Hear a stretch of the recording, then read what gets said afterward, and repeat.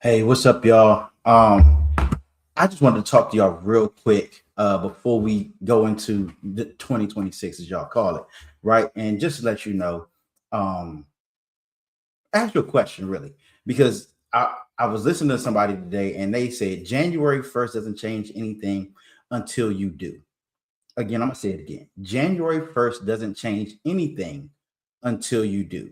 Now, let me ask you something real quick. Whether you're watching live or watching the replay, is type yes in the comments if you've ever said this is my year before.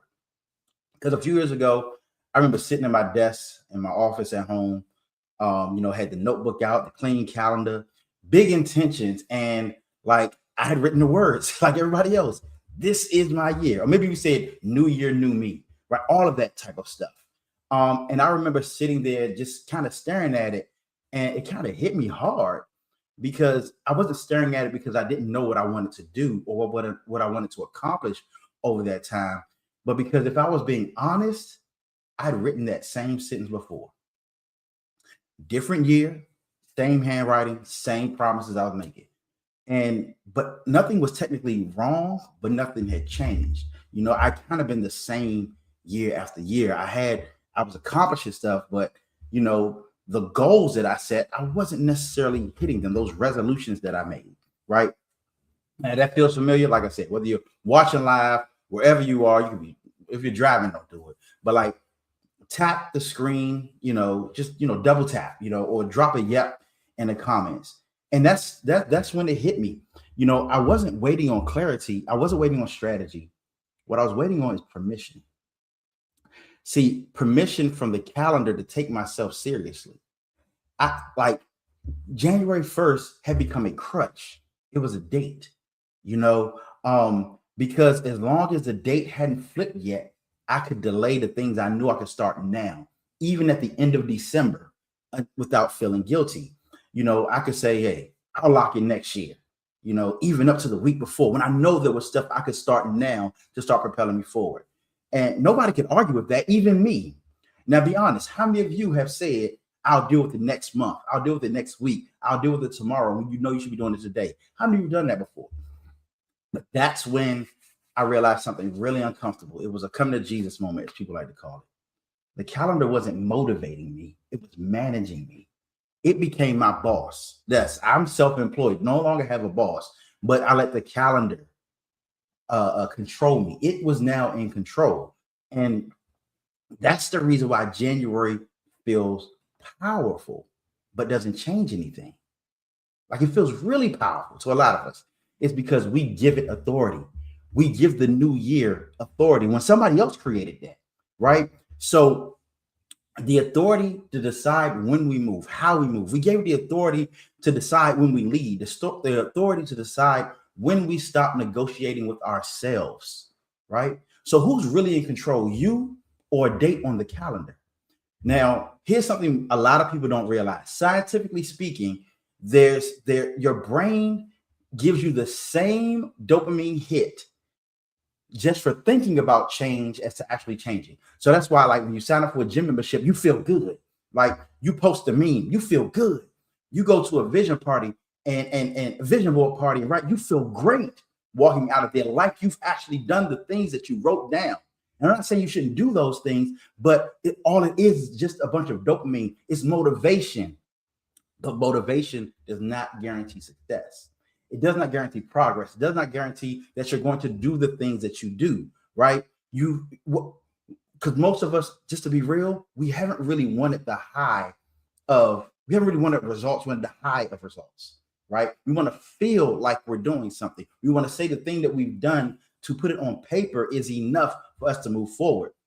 And I'm not like I've made that mistake too. So it's not like I'm talking from some high horse. We've done it. A lot of us have done it. So many of us done it because that's what we've seen done consistently.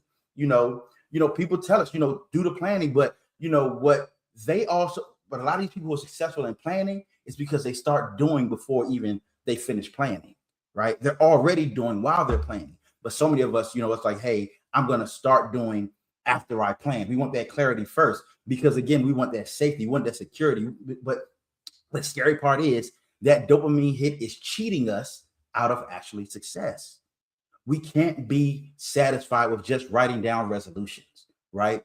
So, if planning has ever made you feel productive without progress, you walk out of a vision board party, or you finish your resolutions, or you put it by your new journal, all that, get that blank calendar and write stuff on the dates, and like, I'm gonna do this by that. Like, how many have done that, right? If you felt productive without progress, be real. Drop in the comments, that's me. Like, say that, right? But the issue is, waiting is not neutral. This is the part that we don't like to hear, because waiting means you're quietly handing over authority to the calendar, authority to circumstances, authority to, we'll deal with it next year. That's not patience. That's not wisdom. That's outsourcing your leadership, outsourcing your will to a calendar. Would you ever let someone else decide when you're allowed to lead your life? One of the biggest mistakes any of us can make. So, a lot of people think that clarity comes before action. And I'm here to break it down to you. It's not true. In reality, clarity comes after action, after movement, right? And you don't get clear, then move. No one does that. You see, a lot of us, we want to be clear before we move because we want to guarantee some type of success. No, you move and clarity follows. Be ready to adjust on the fly, right? But see, how many of you have just said, I just need to get this clear. I just need a little more understanding. You've probably been saying that for a while now, and it's delayed every critical move that you wanted to make. It causes you to settle for less consistently. Like, sometimes we don't act because then it will force us to answer a harder question. What if I'm not the person that I say I am? What if I'm not worth it? That imposter syndrome pops up, right? But little do you know, you got it. The planning protects the story. You can say, I'm gonna try to do that, put it on paper, all that type of stuff. But if you don't ever do it, you can't be embarrassed by not succeeding. See, we try to protect ourselves from failure or being seen as a failure. See, because movement demands proof, busyness feels safe, right? Bravery requires exposure. Now, real question, I'm gonna be real. Are you busy or are you building? Yeah, I want to know. Like, because windows don't close loudly. See, 2025 is almost over. And windows don't close loudly, they close quietly. And pay attention. Economic uncertainty isn't theoretical right now. It's here. We see it. We are on the precipice of another government shutdown in just over a month. We got to think about that. See, it's not that the uncertainty creates the problem, it exposes them, because those who are actually prepared and moving, they can operate and move through all those things. I know I've had to. I know you probably had to. But do you really think waiting works better now than it did before? Because you waited all those times and still not got to where you wanted to go. And that's why I'm here today. Not as motivation, not as content, but to help you to understand the structure behind it. That you have to change your environment in your mind first, right? Because you need movement to become normal for you. And sometimes that's being in the room with people. Like, hey, join my moment intermission. Just want to drop that here.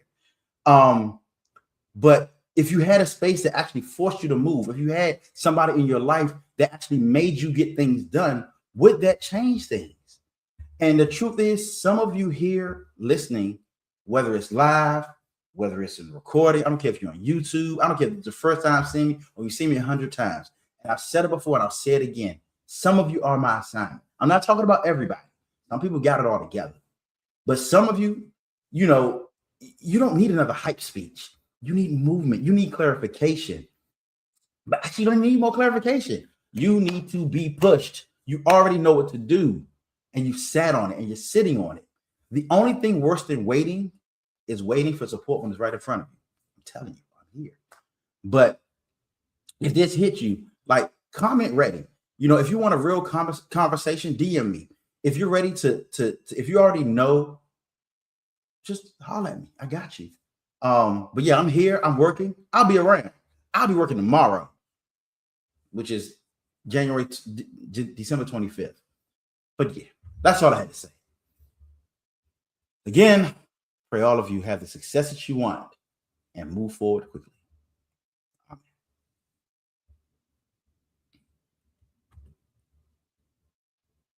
Let me talk to you for a second. You've been posting, grinding, doing everything they told you to do, and somehow you're still invisible. You're putting in the time, the effort, the creativity, but your results don't match your work. And deep down, you know because you're not good enough. You are good enough. You've always been good enough. But you've been trapped in the wrong strategy, trying to hustle your way into rooms that only open when people see you as the authority. So stop knocking. Start showing them who you already are. the moment you understand that, everything starts to make sense. Because attention is not authority, effort is not authority, posting is not authority. Authority is built when you package your message the right way so people believe before you even open your mouth.